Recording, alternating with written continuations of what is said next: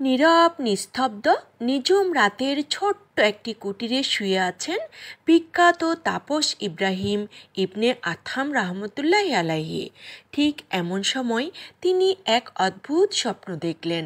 কে যেন তাকে লক্ষ্য করে বলছে, হে আদম, তোমার বেলায়েতের মাকামকে আরও উঁচু করার উদ্দেশ্যে বলকের বাদশার একমাত্র রাজকন্যা কুলে জান্নাতের সাথে তোমার বিয়ে ঠিক করা হয়েছে। অতএব তুমি আল্লাহ তাআলার উপর ভরসা করে সকল প্রস্তুতি গ্রহণ করতে থাকো।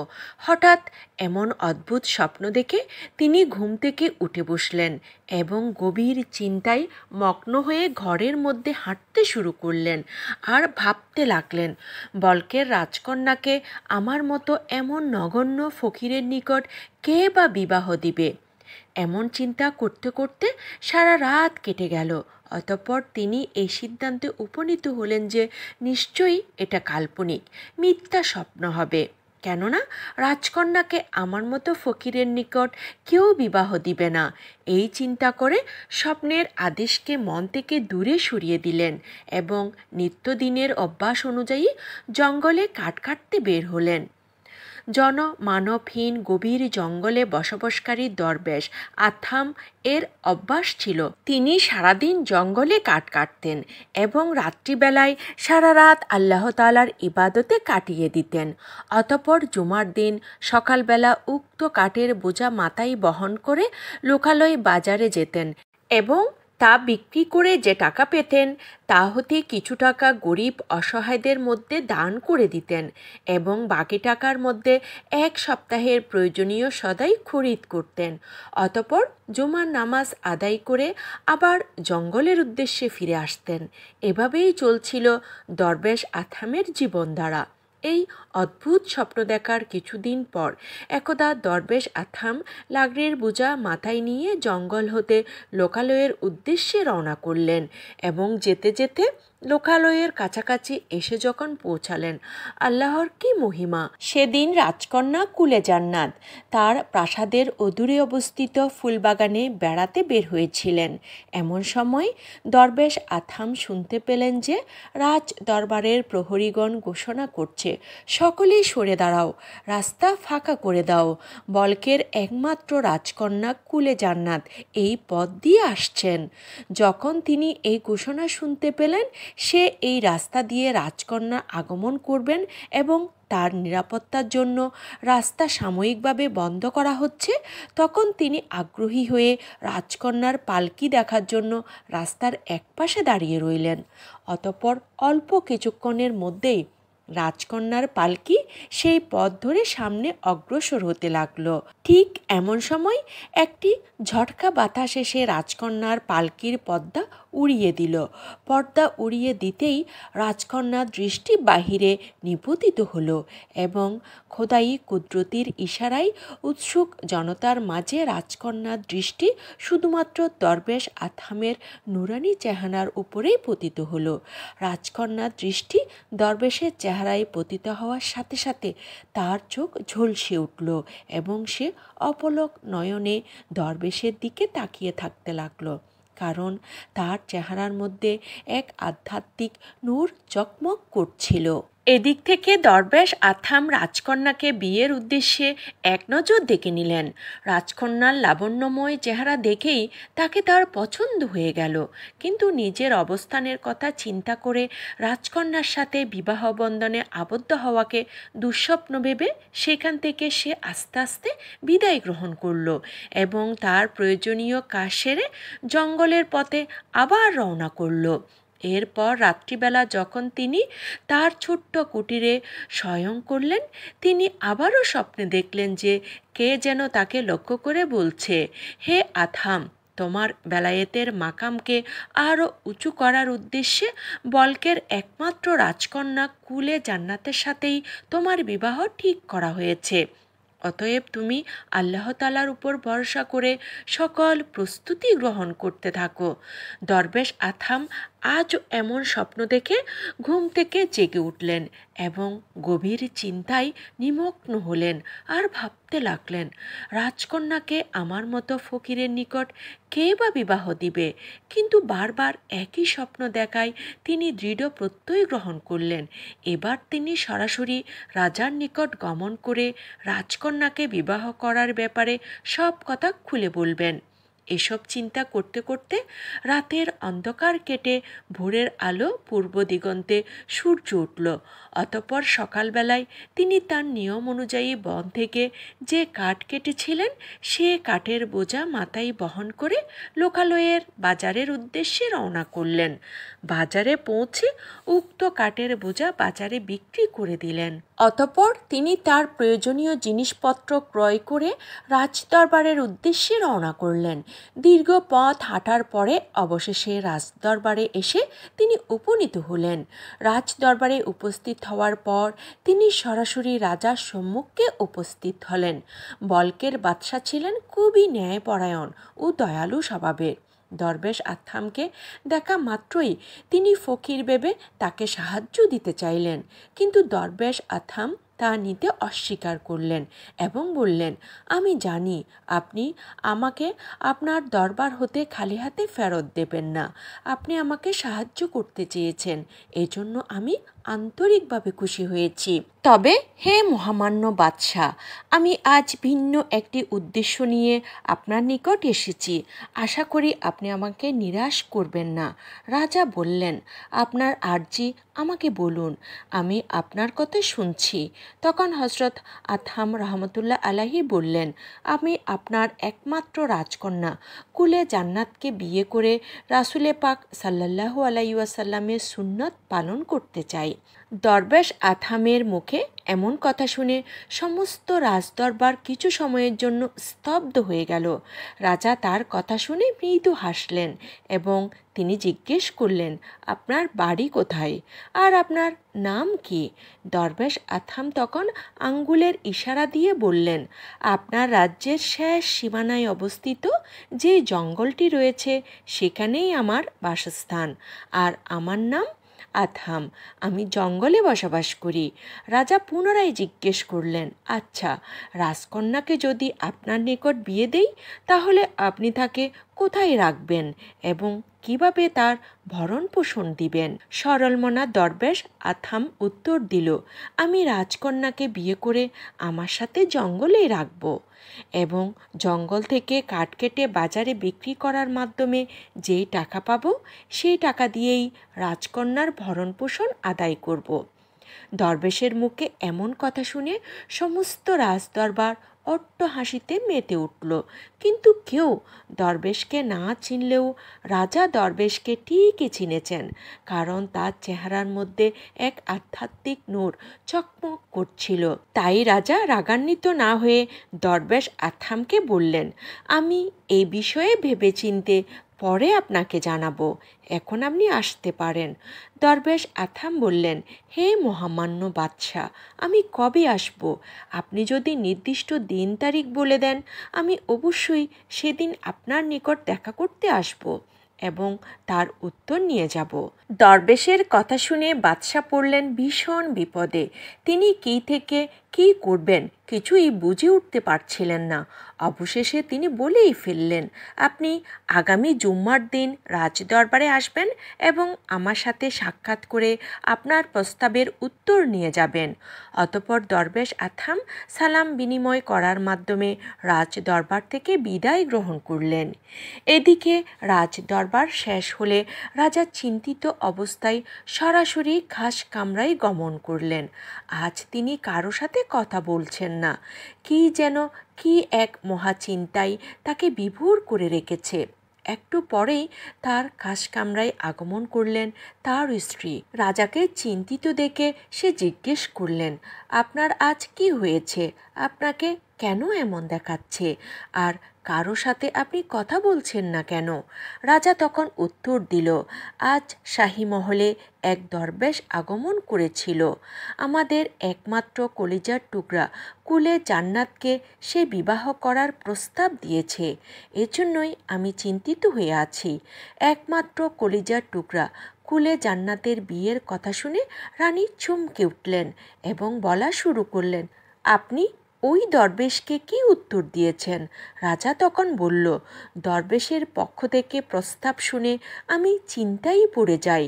তাকে যদি খালি হাতে ফেরত দেই তাহলে আল্লাহ তাআলা আমাদের উপর নারাজ হবেন, আর যদি তার সাথে আমাদের মেয়েকে বিয়ে দেই তাহলে সকল জনগণ আমাদের উপর অসন্তুষ্ট হবেন, কেননা রাজকন্যার সাথে রাজকুমারের বিয়েই মানানসই হয়।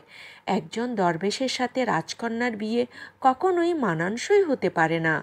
দরবেশের প্রস্তাব শোনা মাত্রই আমি চিন্তিত হয়ে পড়লাম। এই অবস্থায় আমি আল্লাহ তাআলাকে খুশি করব নাকি জনগণকে খুশি করব, তখন আমি কিছুই বুঝে উঠতে পারছিলাম না। তাই দরবেশকে নিরাশ না করে আগামী সপ্তাহে জবাব নেওয়ার জন্য রাজদরবারে আসতে বলেছি। রাজার মুখ থেকে এসব কথা শুনে রানী খুব চিন্তায় পড়ে গেলেন। কী করবেন তিনিও বুঝে উঠতে পারছিলেন না। ঠিক এমন সময় রানী বলতে লাগলেন, হে মহামান্য বাদশাহ, আপনি চিন্তা করবেন না। আপনি প্রধান উজিরকে ডাকুন এবং তার নিকট একটি পরামর্শ তলব করুন। হয়তো সে এর কোনো একটি সুন্দর মীমাংসা দিতে পারবেন। এরপর রাজা রাজ্যের প্রধান উজিরকে তার খাসকামরায় ডাকলেন। উজির রাজার পক্ষ থেকে সংবাদ পাওয়া মাত্রই দ্রুত তার খাসকামরায় গিয়ে উপস্থিত হলেন। উজির উপস্থিত হওয়ার পর রাজা তাকে সব বিষয় খুলে বললেন। সকল বিষয়ে অবগত হয়ে রাজাকে উজির বলল, জাহাপানা, আপনি চিন্তামুক্ত থাকুন। আমি দরবেশকে এমন সুন্দর জবাব দেব যে তিনি আর কখনোই রাজদরবারের আশেপাশেও আসবেন না। রাজা তার কথা শুনে আশ্বস্ত হলেন এবং উজিরকে ধন্যবাদ জানিয়ে বিদায় জানালেন। এদিক থেকে দরবেশ আথাম গভীর জঙ্গলে ইবাদত বান্দেগিতে মশগুল রয়েছেন এবং বুক ভরা আশা নিয়ে জুমাবারের অপেক্ষা করছেন। অপেক্ষার প্রহর যেন শেষই হচ্ছে না। অবশেষে বহু প্রতীক্ষার পর শুক্রবার, জুমার দিন, দরবেশের কাছে এসে ধরা দিল। শুক্রবার সকাল হতেই দরবেশ আথাম তার অভ্যাস অনুযায়ী লাকড়ির বোঝা মাথায় নিয়ে লোকালয়ের বাজারের উদ্দেশ্যে রওনা করলেন। জঙ্গলের পথ পাড়ি দিয়ে লোকালয়ে পৌঁছে বাজারে গিয়ে তার সকল লাকড়িগুলো বিক্রি করলেন। লাকড়ি বিক্রি করার সাথে সাথেই তিনি আর দেরি করলেন না, সরাসরি রাজদরবারের দিকে রওনা করলেন। দীর্ঘ পথ অতিক্রম করে অবশেষে দরবেশ আথাম রাজদরবারে এসে পৌঁছালেন এবং সরাসরি রাজার সম্মুখে উপস্থিত হলেন এবং তাকে সালাম বিনিময় করলেন। রাজা দরবেশকে দেখা মাত্র চমকে উঠলেন এবং কিভাবে তাকে কৌশলে বিদায় দেওয়া যায় সেই চিন্তায় অস্থির হয়ে উঠলেন। অতঃপর দরবেশ আথাম রাজাকে লক্ষ্য করে বললেন, হে মহামান্য বাদশাহ, আপনি বলেছিলেন আমি যেন এই জুমায় আপনার দরবারে গমন করে আপনার নিকট থেকে প্রস্তাবের জবাব নিয়ে যাই। সেজন্য এ গোলাম আপনার দরবারে হাজির হয়েছে। মেহেরবানি করে আপনার মতামত আমার নিকট খুলে বলুন। দরবেশের কথা শেষ হলে রাজা বলা শুরু করল, আপনি কোনো চিন্তা করবেন না, আমি আপনার প্রস্তাবে সম্পূর্ণ রাজি আছি। তবে আমি আজ রাজদরবারের কাজে অনেক ব্যস্ত রয়েছি, তাই আপনার সাথে বিস্তারিত কথা বলতে পারছি না। তবে আপনি আমার প্রধান উজিরের সাথে সাক্ষাৎ করুন, সে আপনাকে এই ব্যাপারে বিস্তারিত সব কিছু বুঝিয়ে বলবে। একথা বলে বাদশাহ অন্দরমহলের দিকে রওনা করলেন। অতঃপর দরবেশ আথাম রাজ দরবারের উজিরের নিকট গমন করলেন। উজির দরবেশকে দেখা মাত্রই মিথ্যা অভিবাদন জানালেন। দরবেশ অভিবাদন দেখে সন্তুষ্ট হলেন, কিন্তু উজিরের উদ্দেশ্য ছিল ভিন্ন। তা দরবেশ কখনোই বুঝতে পারলেন না। অতঃপর দরবেশ উজিরকে লক্ষ্য করে বললেন, মহামান্য বাদশাহ আমাকে আপনার নিকট পাঠিয়েছেন এবং বলেছেন রাজকন্যাকে বিয়ে করার ব্যাপারে আপনি উত্তর প্রদান করবেন। অতএব আপনি আমাকে সব কিছু খুলে বলুন, আমি মন দিয়ে শুনছি। দরবেশের কথা শেষ হলে উজির এক ফন্দি এঁটে বলল, জনাব, রাজকন্যাকে আপনার নিকট বিয়ে দিতে আমাদের কারোই কোনো আপত্তি নেই। তবে একটি বিষয় আমি চিন্তা করে দেখলাম, তা হলো রাজকন্যার এই বিয়েতে তার নিজের মতামত আছে কিনা তা আমাদের একবার জেনে নেওয়া উচিত। দরবেশ আথাম তখন চিন্তা করলেন, সত্যিই তো রাজকন্যা এই বিয়েতে তার মতামত আছে কিনা এটা তো আমার জানা দরকার, কেননা তার মতামত জানা খুবই গুরুত্বপূর্ণ বিষয়। অতএব দরবেশ আথাম উজিরকে লক্ষ্য করে বললেন, আপনি মেহেরবানি করে যান, রাজকন্যার মতামত জেনে আসুন, আমি এখানে অপেক্ষায় রয়েছি। এরপর উজির এক মিথ্যা নাটক সাজালো। সে রুম থেকে বের হয়ে রাজকন্যার সাথে দেখা না করে কিছুক্ষণ পর পুনরায় আবার রুমে ফিরে আসলো। উজির রুমে ফিরে আসার পর দরবেশ তাকে বলল, রাজকন্যা কি মতামত প্রকাশ করেছেন? সে কি এই বিয়েতে রাজি আছে নাকি রাজি নেই? আমাকে বিস্তারিত বলুন। উজির বলল, রাজকন্যার নিকট আপনার প্রস্তাব রাখার সাথে সাথে সে সম্মতি প্রকাশ করেছে, তবে একটি শর্ত দিয়েছে। সেই শর্ত যদি আপনি পূরণ করতে পারেন তাহলে আপনার সাথে সেই বিবাহ বন্ধনে আবদ্ধ হতে তার কোনো আপত্তি থাকবে না। দরবেশ আথাম বললেন, হে মহামান্য উজির, রাজকন্যা কী শর্ত দিয়েছে আমাকে খুলে বলুন, আমি চেষ্টা করব তার সকল শর্তগুলো পূরণ করে দিতে। উজির বলল, রাজকন্যার নিকট একজোড়া মহামূল্যবান মুক্তা রয়েছে। সে বলেছে যে ব্যক্তি অনুরূপ আরেক জোড়া মুক্তা এনে দিতে পারবে তার সাথেই সে বিবাহ করবে। অতএব আপনি যদি আরেক জোড়া মুক্তা জোগাড় করে দিতে পারেন তাহলেই রাজকন্যা আপনার সাথে বিবাহ বন্ধনে আবদ্ধ হবে এবং আমাদেরও কোনো আপত্তি থাকবে না আপনার হাতে রাজকন্যাকে তুলে দেওয়ার ব্যাপারে। দরবেশ উজিরের মুখ থেকে এমন কথা শুনে চিন্তায় পড়ে গেলেন। তারপরেও মনে শক্তি নিয়ে বললেন, আচ্ছা ঠিক আছে, তবে সেই মুক্তা জোড়া যদি একবার আমি না দেখি তবে তার অনুরূপ মুক্তা আমি কিভাবে জোগাড় করব? মেহেরবানি করে সেই মুক্তা জোড়া আমাকে দেখার ব্যবস্থা করে দিন। উজির তখন বলল, হ্যাঁ, আপনার কথা যুক্তিসঙ্গত, আপনি অপেক্ষা করুন, আমি এখনই সে মুক্তা জোড়া আপনার নিকট নিয়ে আসছি। এই কথা বলে সে অন্দরমহলের দিকে রওনা করল এবং কিছুক্ষণ পর একজোড়া মুক্তা হাতে নিয়ে রুমে ফিরে আসলো এবং বলল, দেখুন এটাই সে রাজকন্যার মুক্তা। অতঃপর দরবেশ আথাম উজিরের হাত থেকে সে মহামূল্যবান মুক্তা নিয়ে ভালোভাবে পর্যবেক্ষণ করে দেখলেন এবং বললেন, আমি আল্লাহর উপর ভরসা করে বলছি, আপনি আমাকে কয়েকদিন সময় দিন, আমি অবশ্যই আরেক জোড়া মুক্তা সংগ্রহ করে নিয়ে আসব। উজির তখন রাগ হয়ে বলল, এই মুক্তা নিয়ে আসা এত সহজ বিষয় না, এগুলো গাছের ফল নয় যে ছিঁড়ে নিয়ে আসবেন। এই মুক্তাগুলো এতটাই দুর্লভ যে শুধুমাত্র রাজা বাদশাদের কাছে এগুলো থাকে, অন্য কোনো জায়গায় এগুলো পাওয়া যায় না। উজিরের কথা শেষ হলে দরবেশ আথাম বললেন, আমি জানি এসব দামি পাথর শুধুমাত্র রাজা বাদশাদের ঘরেই থাকে, কিন্তু আল্লাহ তাআলা সর্বশক্তিমান, তিনি ইচ্ছে করলে সব কিছুই সম্ভব। উজির বলল, আপনার কথা ঠিক আছে, তবে আমি আপনাকে একটি কথা স্মরণ করিয়ে দিতে চাই, যদি এইরকম মুক্তার ব্যবস্থা করতে না পারেন তাহলে ভবিষ্যতে কখনো রাজকন্যাকে বিবাহ করার ব্যাপারে প্রস্তাব নিয়ে এখানে আসবেন না। যদি আসেন তাহলে কিন্তু খুব খারাপ হবে। দরবেশ জবাব দিলেন, আপনি নিশ্চিত থাকুন, আল্লাহ তাআলার রহমতে আমি অবশ্যই তা সংগ্রহ করে এখানে নিয়ে আসব। এতক্ষণ পর্যন্ত উজির দরবেশের সাথে ভালোভাবে ব্যবহার করছিল, কিন্তু হঠাৎ করে সে বলে উঠল, আরে তোমার মতো ফকিরের পক্ষে এরকম মুক্তা জোগাড় করা কখনোই সম্ভব নয়, তুমি আমাদেরকে বিরক্ত করো না, এখান থেকে সরে যাও। উজিরের এমন কথা শুনে দরবেশের গায়ে যেন আগুন লেগে গেল। সে রাগান্বিত কণ্ঠে বলে উঠল, হে মূর্খ উজির, তুই আল্লাহর মহিমার ব্যাপারে কতটুকু জানিস? যদি আমার আল্লাহ চান তাহলে এরূপ হাজার হাজার মুক্তা আমি হাজির করে দিতে পারবো। উজির তখন বলল, আচ্ছা দেখা যাবে, তুমি এখান থেকে বিদায় হও, যদি তা সংগ্রহ করতে পারো তাহলে ফিরে আসবে, আর যদি না পারো তাহলে কখনো এখানে যেন তোমাকে আর না দেখি। এরপর দরবেশ আথাম আল্লাহ তাআলার উপর ভরসা করে রাজদরবার থেকে বের হলেন এবং গভীর জঙ্গলের উদ্দেশ্যে রওনা করলেন।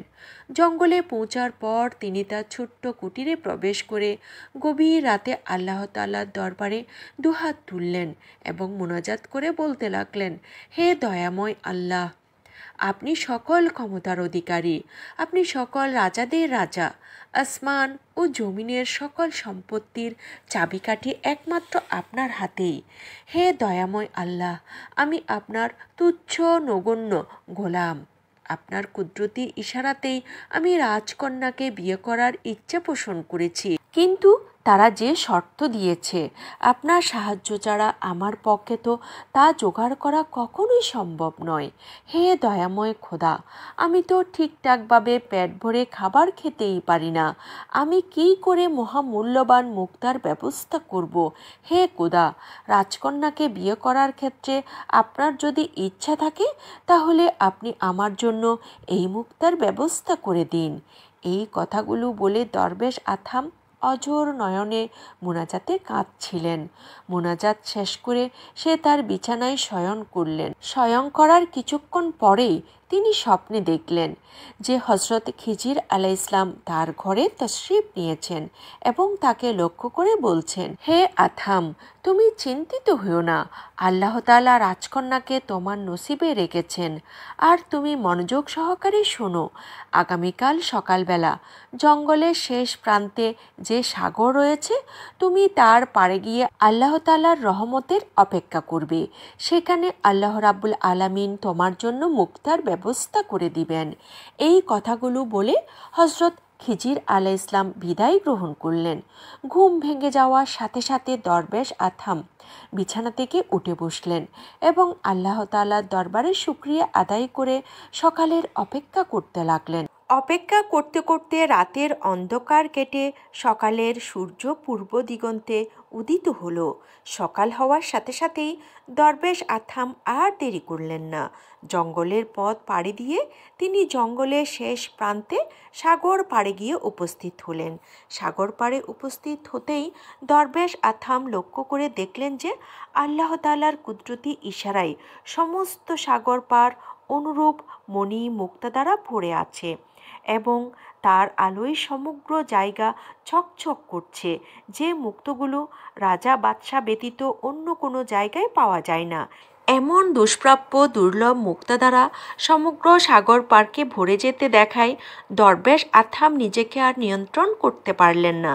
তিনি সেজদায় পতিত হয়ে আল্লাহ তাআলার দরবারে শুকরিয়া আদায় করলেন। ঠিক তখনই গায়েব থেকে আওয়াজ আসলো। গায়েব থেকে বলা হলো, হে আথাম, আমি তোমার প্রতি সন্তুষ্ট রয়েছি।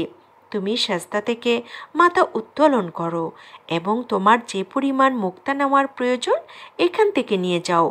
গায়েব থেকে আওয়াজ শোনা মাত্রই দরবেশ আথাম সিজদা থেকে মাথা উত্তোলন করলেন এবং তার থলিতে ভর্তি করে অনেকগুলো মণিমুক্তা নিলেন।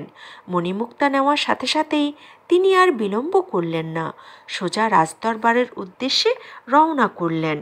প্রিয় দর্শকবৃন্দ, ভিডিওটি দীর্ঘ হয়ে যাওয়ায় প্রথম পর্বটি আমরা এখানেই শেষ করছি। ইনশাআল্লাহ আপনাদের সাথে দেখা হবে দ্বিতীয় পর্বে। অতএব এই পর্যন্ত ধৈর্য সহকারে প্রথম পর্বটি দেখলেন, আপনাদেরকে আন্তরিক মোবারকবাদ জানিয়ে আজকের মতো এখানেই বিদায় নিচ্ছি। আসসালামু আলাইকুম ওয়া রাহমাতুল্লাহি ওয়া বারাকাতুহু। দরবেশ আথাম রহমতুল্লাহ আলাইহি সাগর পাড়ে উপস্থিত হতেই লক্ষ্য করে দেখলেন যে আল্লাহ তাআলার কুদরতি ইশারায় পুরো সাগর পাড় অনুরূপ মণিমুক্তায় ভরে আছে। তা দেখে তিনি সেজদায় পড়ে গেলেন এবং কেঁদে কেঁদে আল্লাহ তাআলাকে বলা শুরু করলেন, হে দয়াময় আল্লাহ, যেখানে এই দুষ্প্রাপ্য মণিমুক্তা রাজা বাদশাদের দরবার ভিন্ন কোথাও পাওয়া যায় না, সেখানে আপনার অলৌকিক ক্ষমতায় এখানে ঐরূপ মণিমুক্তার কোনোই অভাব নেই। মালিক, এই গুনাহগার গোলাম আপনার নিয়ামতের শুকরিয়া কখনো আদায় করতে পারবে না। দরবেশ যখন এভাবে কান্নাকাটি করছিল তখন গায়েব থেকে আওয়াজ হলো, হে আদম, আমি তোমার প্রতি সন্তুষ্ট রয়েছি। তুমি সেজদা থেকে মাথা উত্তোলন করো এবং তোমার যেই পরিমাণ মুক্তার প্রয়োজন তা এখান থেকে নিয়ে যাও।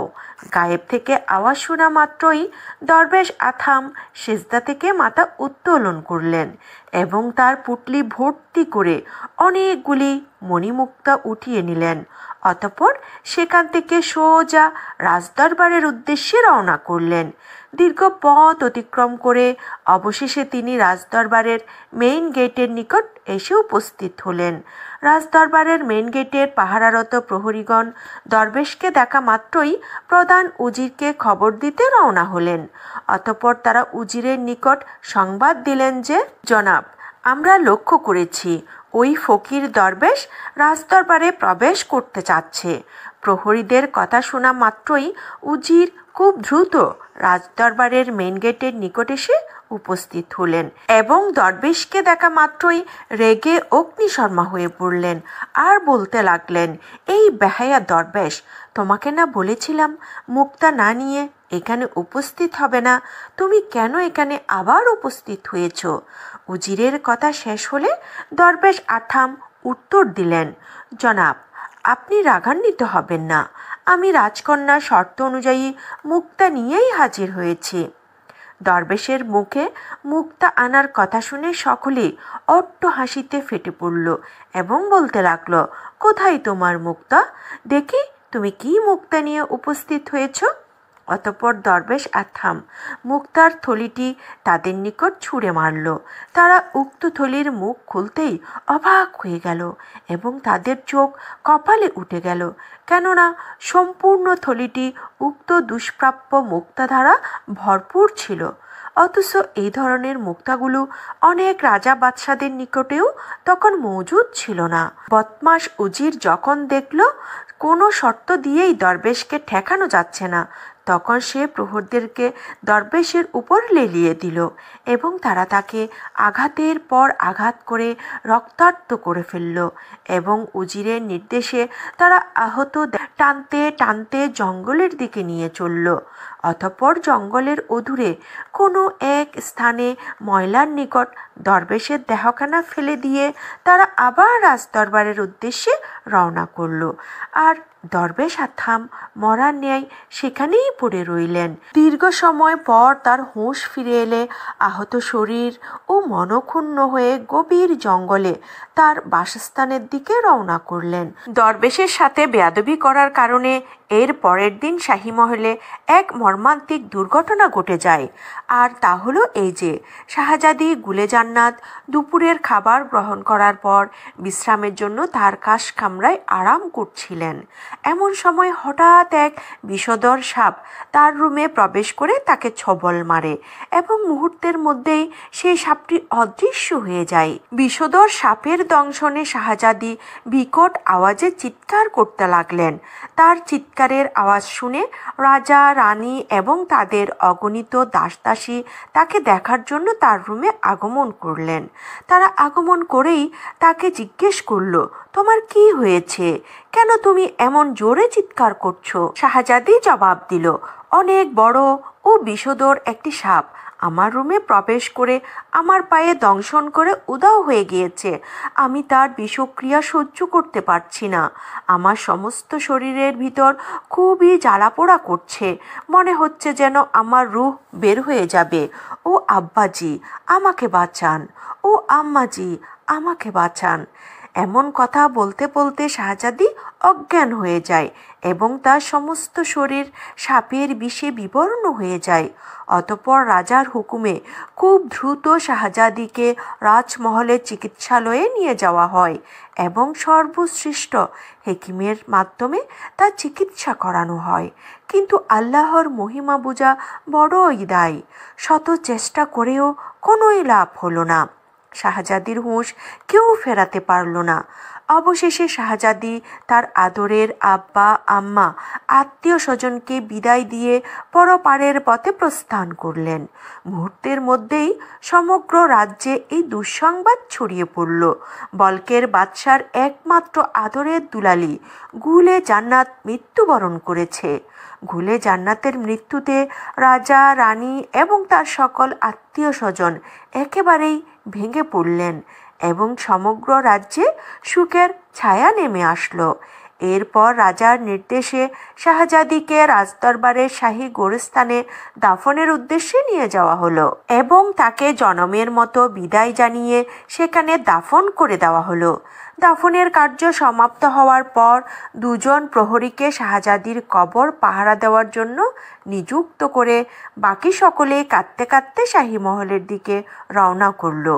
এদিক থেকে দরবেশ আথাম ভারাক্রান্ত হৃদয় নিয়ে তার ছোট্ট কুটিরে ধ্যানে মগ্ন ছিলেন এবং নিরুপায় হয়ে আল্লাহ তাআলার দরবারে রোনাজারি করে দিন কাটাচ্ছিলেন। এমন সময় হযরত খিজির আলাইহিসসালাম তার ঘরে তাশরিফ আনলেন এবং তাকে সান্ত্বনা দিয়ে বললেন, হে আল্লাহর মাহবুব, হে দরবেশ আথাম, আপনি মনক্ষুণ্ণ হবেন না এবং হাল ছেড়ে দিবেন না, আর দুষ্টু উজির ও সিপাহীদের ব্যবহারে ভেঙে পড়বেন না। কেননা কোনো কিছু হাসিল করতে হলে সামান্য ত্যাগ স্বীকার করতেই হয়, এটা দুনিয়ার নিয়ম। যাই হোক, আমি আপনাকে যে বিষয়টি বলার জন্য এখানে এসেছি তা আপনি মনোযোগ দিয়ে শ্রবণ করুন। এই কথা বলে তিনি রাজকন্যাকে সাপে কাটার সমস্ত ঘটনা এবং তাকে দাফন করে দেওয়ার বিষয়ে সব কিছু দরবেশ আথামকে খুলে বললেন। হযরত খিজির আলাইহিসসালামের কথা শুনে তিনি আরও মনক্ষুণ্ণ হলেন এবং চিন্তা করতে লাগলেন, এই শাহজাদির জন্যই আজ আমার এই বেহাল দশা। এই কথা চিন্তা করতেই তার দু চোখ বেয়ে পানি ঝরতে লাগলো। তখন হযরত খিজির আলাইহিসসালাম সামান্য মুস্কি হেসে বললেন, এই দরবেশ আথাম, আপনি কাঁদছেন কেন? শুনে রাখুন, আল্লাহ তাআলা আপনার তকদিরে শাহজাদি গুলে জান্নাতকে রেখেছেন, আপনি তাকে বিয়ে করবেন। দরবেশ আথাম হযরত খিজির আলাইহিসসালামের মুখে এমন কথা শুনে আরও আশ্চর্য হয়ে গেলেন এবং বলতে লাগলেন, এটা কিভাবে সম্ভব? সে তো মৃত্যুবরণ করেছে এবং তাকে দাফন দেওয়া হয়েছে। তার প্রশ্নের জবাবে হযরত খিজির আলাইহিসসালাম বললেন, সে মৃত্যুবরণ করেনি, বরং সাপের বিষক্রিয়ায় তার শরীরের সকল রক্ত জমাট বেঁধে যায়, যার কারণে সে অজ্ঞান হয়ে পড়ে। কোনো হেকিম তাকে জ্ঞানে ফেরাতে না পেরে তাকে মৃত ঘোষণা করে, অতঃপর তাকে দাফন দেওয়া হয়। হযরত খিজির আলাইহিসসালামের জবান থেকে এই সকল কথা শুনে দরবেশ আথাম একেবারে আশ্চর্য হয়ে পড়লেন এবং যখন এ বিষয়ে নিশ্চিত হলেন যে শাহজাদি মৃত্যুবরণ করেনি, বরং তাকে জীবন্ত অবস্থায় দাফন করা হয়েছে, এমন কথা সে অস্থির হয়ে উঠল এবং বলতে লাগলো, এখন আমার কি করা উচিত? মেহেরবানি করে আমাকে খুলে বলুন।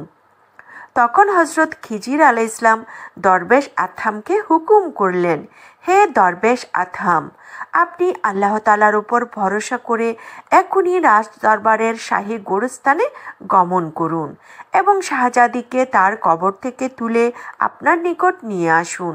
মনে রাখবেন, এটাই আল্লাহ তাআলার ফরমান। এই কথা বলেই হযরত খিজির আলাইহিসসালাম সেখান থেকে বিদায় গ্রহণ করলেন। অতঃপর দরবেশ আথাম কাল বিলম্ব না করে দ্রুত শাহী গোরস্থানের দিকে রওনা করলেন এবং দীর্ঘ পথ পাড়ি দিয়ে অবশেষে শাহী গোরস্থানের নিকট গিয়ে উপস্থিত হলেন। গোরস্থানের নিকট উপস্থিত হওয়ার পর তিনি লক্ষ্য করে দেখলেন যে উক্ত গোরস্থানটি কড়া পাহারা দ্বারা পাহারা দেওয়া হচ্ছে এবং সিপাহীগণ গোরস্থানের সামনে হাঁটাহাঁটি করছে। তখন দরবেশ আথাম আল্লাহ তাআলার কাছে দুহাত তুলে মুনাজাত করলেন এবং বলতে লাগলেন, হে দয়াময় খোদা, কঠোর নিরাপত্তার মাঝে আমি কিভাবে শাহজাদিকে কবর থেকে তুলে নিয়ে যাব? হে রহমানুর রাহিম, আপনার সাহায্য ছাড়া আমি অক্ষম। দরবেশ আথাম আল্লাহ তাআলার দরবারে এভাবে দোয়া করতে থাকলে আল্লাহ তাআলা তার দোয়া মঞ্জুর করে নিলেন এবং দোয়া করার সাথে সাথে প্রহরীদের চোখে ঘুম চাপিয়ে দিলেন, যার কারণে অল্প কিছুক্ষণের মধ্যেই তারা স্বস্থানে গভীর নিদ্রায় নিমগ্ন হলো এবং জমিনে অচেতন হয়ে শুয়ে রইল। আর এই সুযোগে দরবেশ আথাম শাহী গোরস্থানের ভিতরে প্রবেশ করলেন এবং শাহজাদির কবরের নিকটে গিয়ে উপস্থিত হলেন। অতঃপর কবরের মাটি সরিয়ে শাহজাদিকে কবর থেকে বাহিরে বের করে আনলেন। এরপর আল্লাহ তাআলার উপর ভরসা করে শাহজাদিকে কাঁধে বহন করে খুব দ্রুত জঙ্গলের উদ্দেশ্যে রওনা করলেন। অবশেষে রাজদরবারের কঠোর নিরাপত্তার মাঝেও আল্লাহ তাআলার সাহায্যে রাজকন্যাকে নিয়ে দরবেশ আথাম গভীর জঙ্গলে তার ছোট্ট কুটিরের কাছে গিয়ে পৌঁছলেন। এরপর তাকে কাঁধ থেকে নামিয়ে একটি গাছের সাথে হেলান দিয়ে বসালেন। তখনও রাতের অন্ধকার কাটেনি, ফজর হওয়ার অনেক সময় বাকি। তাই দরবেশ আথাম মশাল জ্বালিয়ে আলোর ব্যবস্থা করলেন। গুটগুটে অন্ধকারের মাঝে মশাল জ্বালানোর কারণে শাহজাদির চাঁদমুখ চেহারাটা আরও উজ্জ্বল হয়ে উঠল। তা দেখে দরবেশ আথামের হৃদয়ে এক অন্যরকম স্বর্গীয় আনন্দের স্রোত দ্বারা বয়ে যেতে লাগলো। ঠিক এমন সময় হঠাৎ করে দরবেশ আথাম কিছু লোকজনের গুঞ্জন শুনতে পেলেন। কারা জানি জঙ্গলের পথ ধরে তাদের দিকে আসছেন, এটা অনুভব করলেন। লোকজনের আওয়াজ শুনতে পেয়ে দরবেশ আথাম তাদেরকে রাজদরবারের সিপাহী মনে করে ভয় পেয়ে গেলেন এবং শাহজাদিকে সেখানেই রেখে একটা ঝোপের পিছনে লুকিয়ে পড়লেন। এদিক থেকে ওই লোকগুলো জঙ্গলের পথ ধরে চলতে চলতে দরবেশ আথামের ছোট্ট কুটিরের সামনে এসে পৌঁছালেন এবং গভীর জঙ্গলের ভিতর এমন একটা ছোট ঘর দেখে তার পাশাপাশি ঘরের অদূরে কাফনের কাপড় পেঁচানো এক সুন্দরী যুবতীকে গাছের সাথে হেলান দিয়ে বসে থাকতে দেখায় তারা আরও আশ্চর্য হয়ে পড়লেন। অতঃপর কাফেলার লোকজন শাহজাদির কাছে গিয়ে উপস্থিত হলেন এবং তারা দেখলেন যে তার শুধুমাত্র মুখখানা ব্যতীত সমস্ত শরীর কাফনের কাপড় দ্বারা আবৃত রয়েছে। লোকশূন্য গভীর জঙ্গলে মৃত একটি লাশকে এভাবে গাছের সাথে হেলান দেওয়া দেখায় কাফেলার সকলে একে অন্যের দিকে তাকাতে লাগলো। যাই হোক, এভাবে কিছুক্ষণ সময় কাটার পর তারা রাজকন্যাকে ওই জায়গায় রেখে ওই ছোট্ট কুটিরের কাছে গিয়ে উপস্থিত হলো এবং খুঁজতে লাগলো এই কুটিরে কে বসবাস করে। যখন কাউকে পাওয়া গেল না, তখন কাফেলার সর্দার তাদের মাঝে থাকা এক কবিরাজকে এই রূপসী যুবতীর কি হয়েছে তা পরীক্ষা করে দেখার জন্য বললেন। ওই কাফেলার মাঝে ছিল শ্রেষ্ঠ এক কবিরাজ, তার সুনাম সুখ্যাতি সারা দেশময় ছিল। সর্দারের আদেশ পাওয়া মাত্রই উক্ত কবিরাজ গুলে জান্নাতের নিকট গিয়ে উপস্থিত হলেন। অতঃপর হঠাৎ তার দৃষ্টি রাজকন্যার পায়ের উপর পড়তেই সে চিৎকার দিয়ে বলে উঠল, হে মহামান্য সর্দার, আপনি যদি আমাকে পাগল মনে না করেন তাহলে আমি একটা কথা বলতে চাই। আর তা হলো এই যে, আমার অনুমান হয় যে এই রূপসী সুন্দরী মরে নাই, বরং বিষধর কীটপতঙ্গের কামড়ে সে তার জ্ঞান হারিয়ে ফেলে অচেতন হয়ে রয়েছে। আল্লাহ পাক চাইলে আমি আমার চিকিৎসার অভিজ্ঞতাই বলতে পারি, আমি নিশ্চিত তার হোঁশ ফিরিয়ে দিতে পারবো। আর তার কথা শুনে কাফেলার সর্দার বিস্ময়ে হতবাক হয়ে গেলেন এবং তাকে অনুমতি দিলেন। অবশ্যই তুমি যদি সম্ভব হয় এই মেয়ের হোঁশ ফিরিয়ে তাকে জিন্দা করে তোলো। কবিরাজ তার সর্দারের অনুমতি পাওয়া মাত্রই ব্যাগ থেকে তার যন্ত্রপাতি বের করলেন এবং গভীর মনোযোগের সাথে গোলে জান্নাতের চিকিৎসা আরম্ভ করে দিলেন। প্রাণপণ চেষ্টা করার মাধ্যমে আল্লাহর রহমতে অল্প কিছুক্ষণের মধ্যেই শাহজাদির হুঁশ ফিরাতে সে সক্ষম হলেন।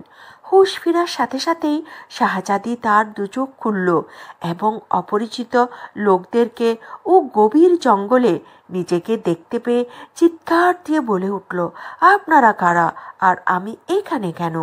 আমার তো শাহী মহলে থাকার কথা, আমি গভীর জঙ্গলে আছি কেন?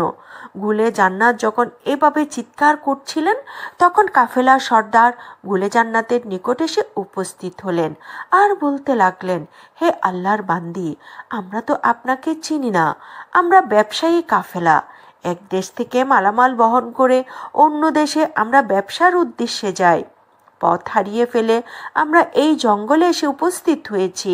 এখানে উপস্থিত হতেই আমরা আপনাকে এই গাছের সাথে হেলান দেওয়া অবস্থায় দেখেছি। আমরা জানি না আপনি কে এবং কোথা থেকে এখানে এসেছেন, তাদের কথা শুনে গুলে জান্নাত আশ্চর্য হয়ে গেল এবং নিজের শরীরের দিকে তাকিয়ে আরও অবাক হয়ে গেল যে কাফনের কাপড় কেন তার শরীরে।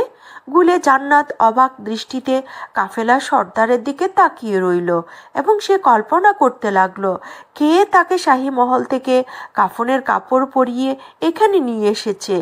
এই সমস্ত চিন্তা করতেই শাহজাদি তার আব্বা আম্মার কথা স্মরণ করে কাঁদতে শুরু করলো।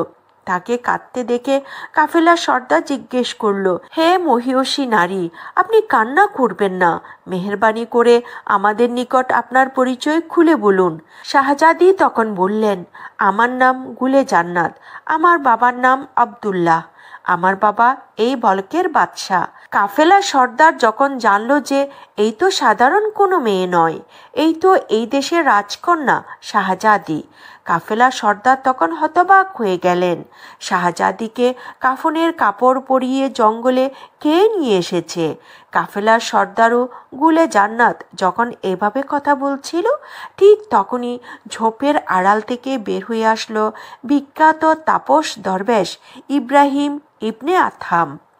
ইব্রাহিম ইবনে আথাম রহমতুল্লাহ আলাইহি পিছন থেকে বের হয়ে আস্তে আস্তে তাদের নিকট এসে উপস্থিত হলেন।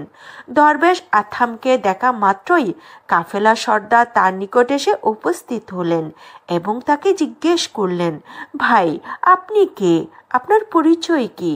দরবেশ আথাম উত্তর দিলেন, আমার নাম আথাম, আমি এই জনমানবহীন গভীর জঙ্গলে বসবাস করি, আর এই যে দেখছেন এই ছোট্ট কুটিরটি আমার ঘর।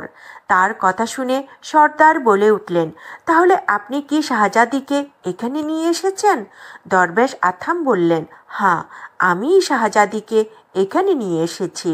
কাফেলার সর্দার তখন বললেন, আচ্ছা ভালো কথা, আপনি শাহজাদিকে মহল থেকে এখানে নিয়ে এসেছেন, তবে শাহজাদির শরীরে কাফনের কাপড় পেঁচানো কেন?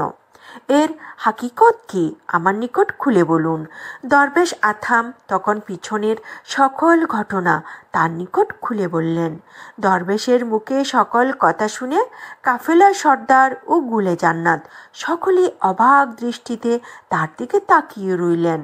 আচ্ছা বুঝলাম, শাহজাদিকে বিষধর সাপে কাটাই তাকে দাফন করা হয়েছিল, আর সেখান থেকে আপনি তাকে তুলে এখানে এনেছেন, তবে তাকে এখানে নিয়ে আসার কারণ কি? দরবেশ আথাম তখন স্বপ্নের সকল বিবরণ সর্দারের নিকট খুলে বললেন এবং বললেন, আমি যা কিছু করেছি তা সব কিছুই আল্লাহ তাআলার কুদরতি ইশারাতে এবং হজরত খিজির আলাইহিস সালামের হুকুমেই করেছি। দরবেশের মুখ থেকে এইসব কথা শোনার পর কাফেলার সর্দার চিন্তায় পড়ে গেলেন। তিনি কি করবেন? তিনি কি শাহজাদিকে দরবেশের সাথে বিয়ে দিয়ে দিবেন, নাকি তাকে রাজদরবারে পৌঁছে দেবেন? এই সকল চিন্তায় কাফেলার সর্দার যখন কোনো সিদ্ধান্তে উপনীত হতে পারছেন না, তখন তিনি তার সাথীদের সাথে এই বিষয়ে পরামর্শ করার জন্য তাদের নিকট গমন করলেন। তিনি তার অন্যান্য সাথীদের নিকট পৌঁছে দরবেশের সকল ঘটনা তাদের নিকট খুলে বললেন এবং এ অবস্থায় কী করা উচিত তাদের নিকট উত্তম পরামর্শ তলব করলেন। সর্দারের সকল কথা শেষ হলে তাদের মাঝে উপস্থিত একজন জ্ঞানী ও বুদ্ধিমান ব্যক্তি দাঁড়িয়ে বললেন, জনাব, আপনার অনুমতি থাকলে আমি একটি পরামর্শ দিতে পারি। তখন সর্দার তাকে অনুমতি দিলেন। সে বলা শুরু করল, যদিও একজন শাহজাদিকে কোনো ফকির দরবেশের নিকট বিয়ে দেওয়া খুবই বেমানান, তারপরেও যেহেতু আল্লাহ তাআলার ইশারাতেই দরবেশ তাকে এখানে নিয়ে এসেছে, সেজন্য শাহজাদিকে দরবেশের সাথে বিয়ে দেওয়াই আমাদের কর্তব্য, না হয় আল্লাহ তাআলা আমাদের উপর অসন্তুষ্ট হয়ে যাবেন। এর পাশাপাশি আমি আরও একটি কথা বলতে চাই, তা হলো এই বিয়েতে শাহজাদির কোনো আপত্তি আছে কিনা তা অন্তত একবার যাচাই করে নেওয়া দরকার। এই দুটি পরামর্শ দিয়ে উক্ত ব্যক্তি তার কথা শেষ করলেন।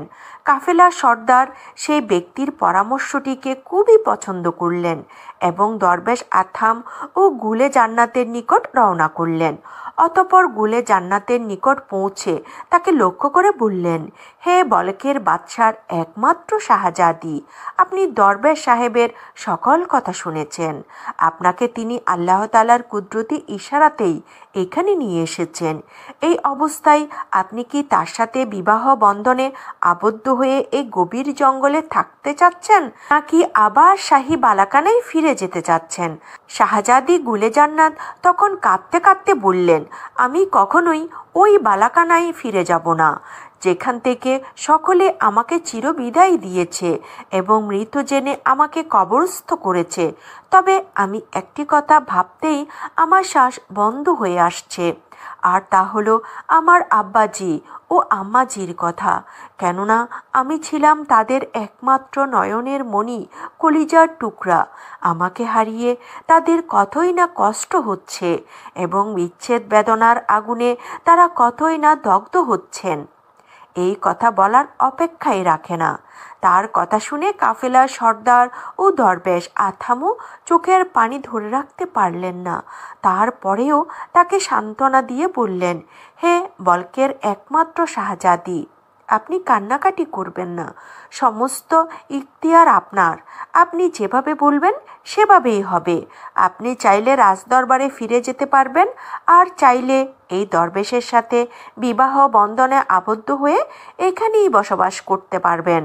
গুলে জান্নাত তখন চোখের পানি মুছতে মুছতে বললেন, হে মহামান্য সর্দার, সবাই যেহেতু আমাকে বিদায় দিয়েছে এবং মৃত বলে দাফন করে দিয়েছে, তাই আমি আর রাজদরবারে ফিরে যেতে চাই না। বরং আল্লাহ তাআলাকে রাজি খুশি করার জন্য দরবেশ আথামের সাথে বিবাহ বন্ধনে আবদ্ধ হয়ে বাকি জীবন এই ইবাদত বন্দেগী করে কাটিয়ে দিতে চাই। প্রিয় দর্শক, এরপর কাফেলার সর্দার তার অন্যান্য সাথীদের নিয়ে দরবেশ আথাম ও গুলে জান্নাতের বিয়ের আয়োজন করেন এবং গভীর জঙ্গলে তাদের বিয়ে পড়িয়ে দেন। এরপর শুরু হয় তাদের নতুন একটি জীবন। প্রিয় দিনী ভাই ও বোনেরা, ভিডিওটি দীর্ঘ হওয়ায় দ্বিতীয় পর্বটি আমরা এখানেই শেষ করতে চাচ্ছি।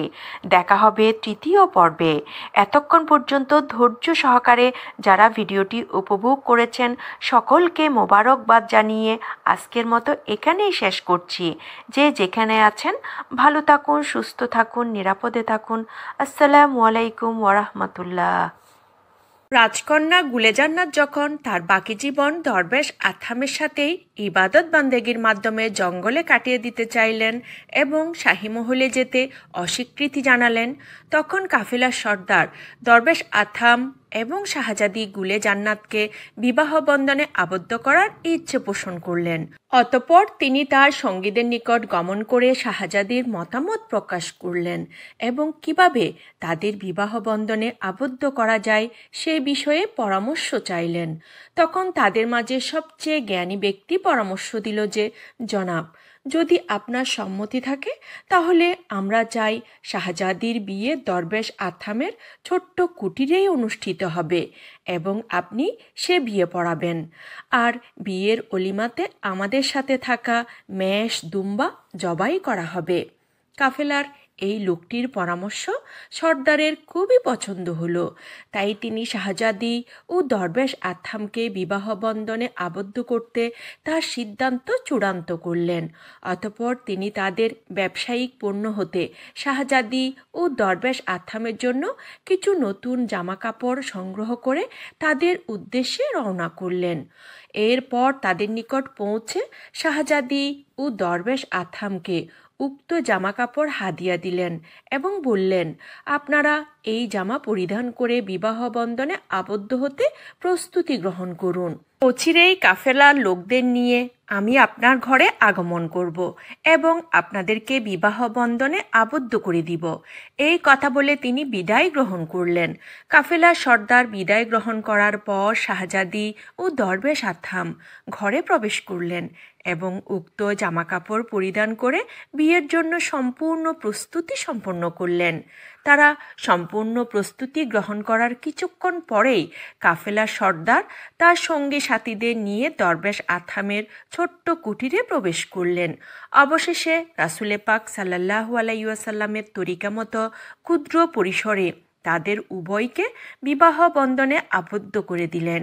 তাদের বিয়ে ছিল খুবই বরকতময়, কারণ নবীজি সাল্লাল্লাহু আলাইহি ওয়াসাল্লাম ইরশাদ করেছেন, যেই বিয়ের খরচ যত কম হবে তাতে আল্লাহ তাআলার বরকত তত বেশি নাজিল হবে। সুবহানাল্লাহ। বিয়ের কাজ সম্পন্ন হওয়ার পর কাফেলার সর্দার তার সঙ্গীদের নিয়ে ঘর হতে বের হলেন এবং ওয়ালিমা অনুষ্ঠানের আয়োজনে ব্যস্ত হয়ে পড়লেন। অতঃপর তাদের সাথে থাকা মেষ দুম্বা জবাই করে ওয়ালিমা অনুষ্ঠানের আয়োজন করলেন। আর এর মাধ্যমেই সম্পন্ন হলো শাহজাদি গুলে জান্নাত এবং দরবেশ আথামের শুভ বিবাহ অনুষ্ঠান।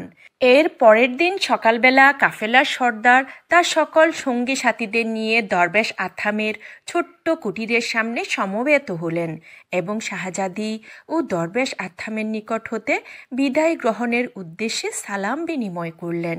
বিদায়ের প্রাক্কালে কাফেলার সর্দার ও তার সঙ্গীরা শাহজাদি ও দরবেশ আথামকে তাদের নতুন সংসার শুরু করার জন্য কিছু সামগ্রী হাদিয়া স্বরূপ প্রদান করলেন এবং তাদের গন্তব্যের উদ্দেশ্যে রওনা করলেন।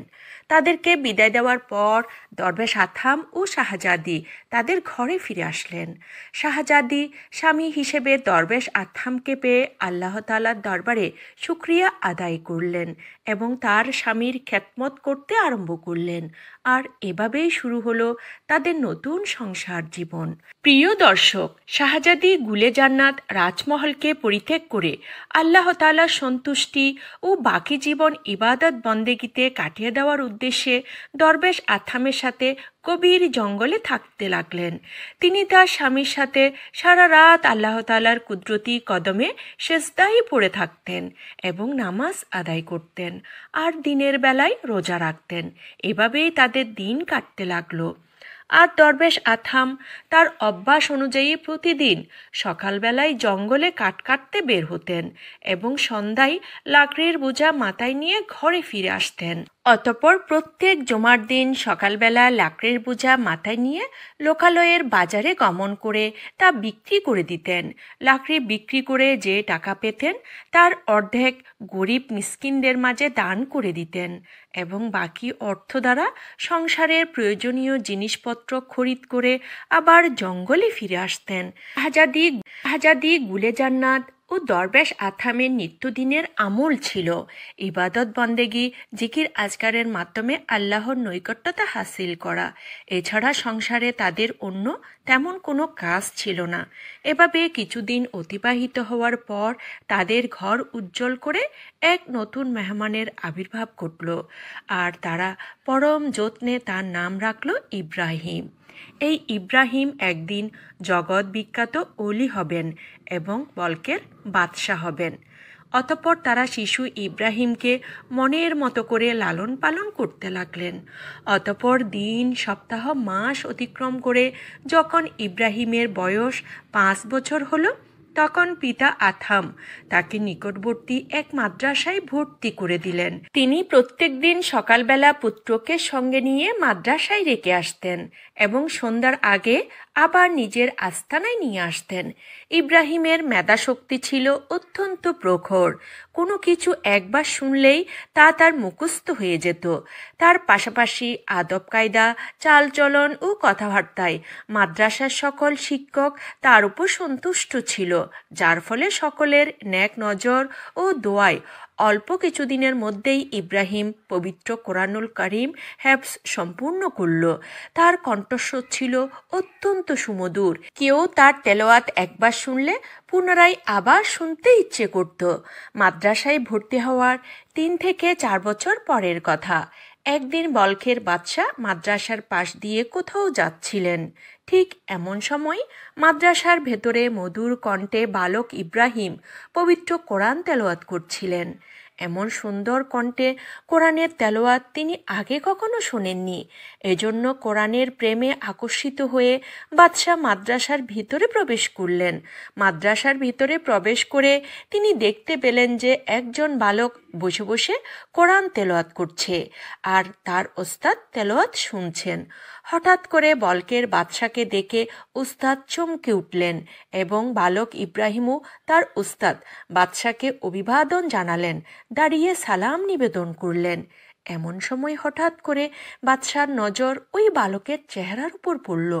বাদশার নজর তার চেহারায় পড়তেই তিনি বিস্ময়ে হতবাক হয়ে গেলেন, কারণ তিনি দেখলেন যে উক্ত বালকের চেহারা হুবহু তার একমাত্র কন্যা গুলে জান্নাতের মতোই। তাকে দেখার সাথে সাথেই বাদশার মনে তার মেয়ের পুরনো স্মৃতিগুলো ভেসে উঠতে লাগলো এবং মনের অজান্তেই বাদশা কান্না করা শুরু করলেন। অতঃপর তিনি ব্যথিত মনে উস্তাদকে জিজ্ঞেস করলেন, উস্তাদজি, এই ছেলেটি কে? তার পরিচয় কি? উস্তাদ ভয়ে ভয়ে উত্তর দিলেন, হুজুর, এই বালকটি এক বনবাসী দরবেশের। সে প্রত্যেক দিন সন্ধ্যার সময় এই বালককে তার আস্তানায় নিয়ে যায় এবং সকালবেলায় আবার মাদ্রাসায় দিয়ে যায়, কিন্তু আজকে এখনো তাকে নিতে আসেনি। বাদশাহ যখন ওস্তাদের মুখে শুনলেন যে এই বালকটি বনবাসী এক দরবেশের, তার পাশাপাশি বালকটির চেহারাও গুলে জান্নাতের মতোই, তাই মনের অজান্তেই বাদশার মনে কৌতূহল জেগে উঠল সেই দরবেশের পরিচয় জানার জন্য। বাদশাহ তখন জিজ্ঞেস করলেন, সেই দরবেশের নাম কি? উস্তাদ তখন জবাব দিলেন, সেই দরবেশের নাম হলো আথাম। উস্তাদের মুখে দরবেশ আথামের কথা শুনতেই বলকের বাদশার সর্বশরীর চমকে উঠল এবং তার কৌতূহল আরও বহুগুণ বেড়ে গেল।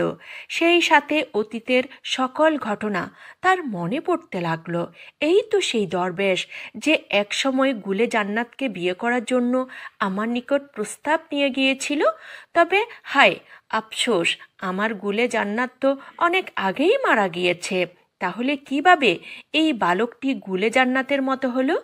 এর পাশাপাশি রক্তের সম্পর্ক না থাকলে কোনো মানুষ অনুরূপ মানুষের মতো হতে পারে না। এভাবে নানা রকম কৌতূহল বাদশাকে ঘিরে ধরল, যার কারণে বাদশাহ সিদ্ধান্ত নিলেন যে এই রহস্য তিনি উদ্ঘাটন করেই ছাড়বেন। অবশেষে তিনি বালক ইব্রাহিমকে কাছে নিলেন এবং বুকের সাথে জড়িয়ে ধরলেন। বুকের সাথে জড়িয়ে ধরতেই তার আত্মা যেন বরফের মতো ঠান্ডা হয়ে গেল। এরপর তিনি উস্তাদকে ডেকে বললেন, উস্তাদজি, আমি এই বালককে আমার সঙ্গে শাহী মহলে নিয়ে গেলাম। তার পিতা আসলে তাকে বলবেন যে আমার সাথে দেখা করার জন্য। এই কথা বলেই বাদশাহ কালবিলম্ব না করে বালক ইব্রাহিমকে নিয়ে রাজ দরবারের উদ্দেশ্যে রওনা করলেন। বলকের বাদশাহ মাদ্রাসা থেকে চলে যাওয়ার পর উক্ত উস্তাদ চিন্তা করতে লাগলেন, দরবেশ আথাম আসলে তিনি তাকে কি জবাব দেবেন। এই চিন্তা করতে করতে কিছুক্ষণ পর দরবেশ আথাম মাদ্রাসায় এসে উপস্থিত হলেন। উপস্থিত হয়েই সে ইব্রাহিমকে না দেখতে পেয়ে জিজ্ঞেস করতে লাগলেন, উস্তাদজি, আমার ইব্রাহিম কোথায়? তাকে যে আমি দেখছি না। ওস্তাদজি ভয়ে ভয়ে উত্তর দিলেন, কিছুক্ষণ আগে বলকের বাদশাহ আমাদের মাদ্রাসায় এসে আপনার ছেলেকে দেখা মাত্রই কি যেন মনে চিন্তা করল, অবশেষে তার সাথে করে আপনার ছেলেকে রাজদরবারে নিয়ে গেল। যাওয়ার সময় আপনাকে বলল আপনি যেন রাজদরবারে বাদশার সঙ্গে সাক্ষাৎ করে আসেন। ওস্তাদের মুখে এমন কথা শুনে দরবেশ আথামের সমস্ত শরীর কাঁপতে লাগলেন এবং চিন্তা করতে লাগলেন কিভাবে তিনি রাজদরবারে যাবেন এবং নিজের ছেলে ইব্রাহিমকে ফিরিয়ে আনবেন। অনেক সময় ধরে চিন্তা করেও যখন তিনি কোনো সমাধান বের করতে পারলেন না, তখন তিনি গুলে জান্নাতের সাথে পরামর্শ করার জন্য পুনরায় জঙ্গলের উদ্দেশ্যে রওনা করলেন। শাহজাদি গুলে জান্নাত স্বামী ও সন্তানের পথের দিকে তাকিয়ে ঘরের সামনে দাঁড়িয়ে আছেন। কখন তার আদরের দুলাল প্রিয় ইব্রাহিমকে বুকে জড়িয়ে নেবেন এবং আদর করবেন। কিন্তু এদিকে যে এক বিরাট ঘটনা ঘটেছে সে ব্যাপারে গুলে জান্নাত সম্পূর্ণই বেখবর।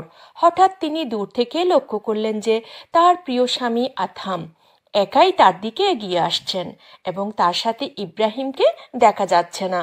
এই অবস্থা দেখে গুলে জান্নাতের কলিজায় চিপ দিয়ে উঠল। সে দৌড়ে গিয়ে তার স্বামী আথামের নিকটে উপস্থিত হলো এবং বলতে লাগলো, আমার ইব্রাহিম কোথায়? আপনি যে আজ খালি হাতে এসেছেন, ইব্রাহিমকে নিয়ে আসেননি কেন? তার কি কোনো কিছু হয়েছে? আমাকে খুলে বলুন। দরবেশ আথাম তার স্ত্রী গুলে জান্নাতের কোনো প্রশ্নের জবাব দিতে পারলেন না। শুধুমাত্র দাঁড়িয়ে দাঁড়িয়ে দু চোখ থেকে পানি ঝরাচ্ছেন।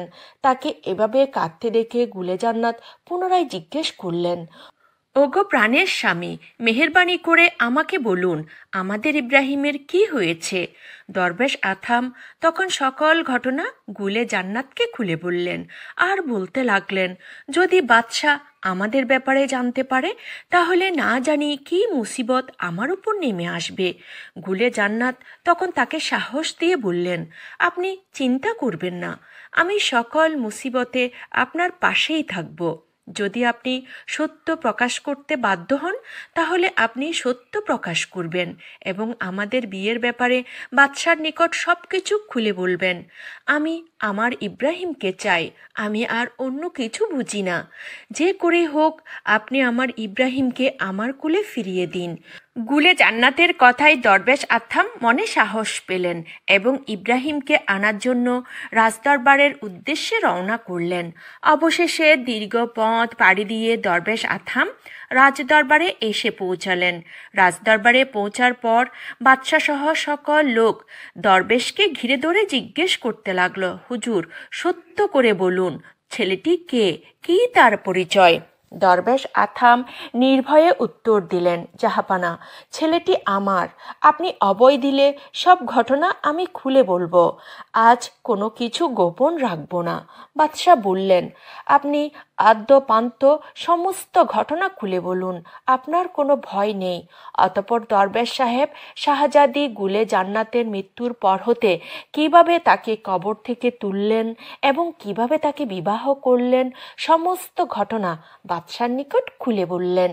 দরবেশের কথা থেকে যখন সবাই এ ব্যাপারে নিশ্চিত হলো যে তাদের কলিজার টুকরা গুলে জান্নাত এখনো জীবিত রয়েছে, তখন সমস্ত শাহী মহলে কান্নার রোল শুরু হয়ে গেল।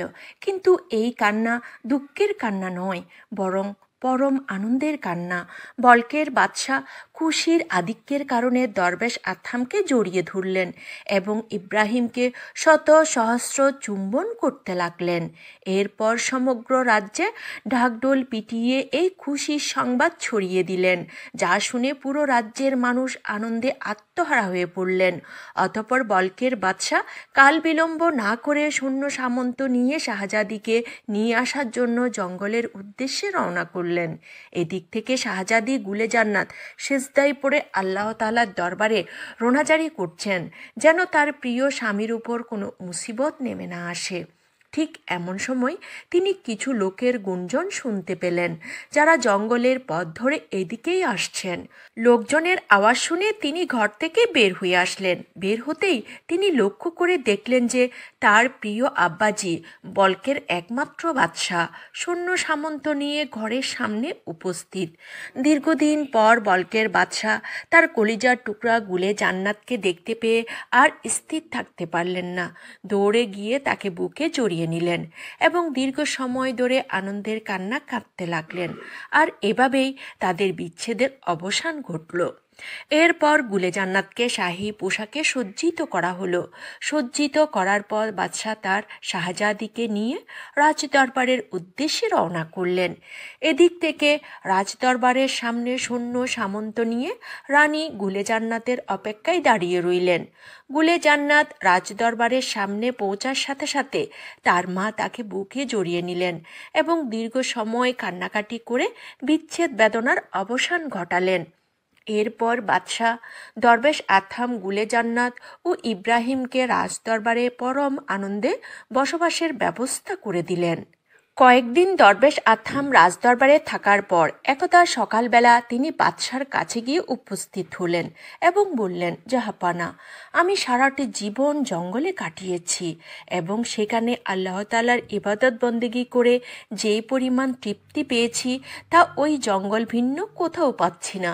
এজন্য আপনি যদি আমাকে অনুমতি দেন, আমি পুনরায় জঙ্গলে চলে যেতে চাই। তবে মাঝে মধ্যে রাজদরবারে এসে আপনাদের সবার সাথে সাক্ষাৎ করে যাব। দরবেশের পীড়াপিড়িতে এক পর্যায়ে বাধ্য হয়ে বাদশা তাকে অনুমতি দিলেন। অনুমতি পাওয়ার পর সকলের কাছ থেকে বিদায় নিয়ে দরবেশ আথাম পুনরায় জঙ্গলের উদ্দেশ্যে রওনা করলেন। প্রিয় দর্শক, ভিডিওটি দীর্ঘ হওয়ায় তৃতীয় পর্বটি আমরা এখানেই শেষ করছি। দেখা হবে চতুর্থ পর্বে, আর সেখানে জানিয়ে দেব কিভাবে ইব্রাহিম ইবনে আথাম বলকের বাদশা হয়েছিলেন এবং কিভাবে রাজ্য পরিচালনা করেছিলেন। এতক্ষণ পর্যন্ত ধৈর্য সহকারে যারা আমাদের সাথে ছিলেন, আপনাদের মোবারকবাদ জানিয়ে আজকের মতো এখানেই বিদায় নিচ্ছি। যে যেখানে আছেন ভালো থাকুন, সুস্থ থাকুন, নিরাপদে থাকুন। আল্লাহ সবাইকে নেক হায়াত দান করুক, ঈমান ও আমল নিয়ে চলার তৌফিক দান করুক। আমিন।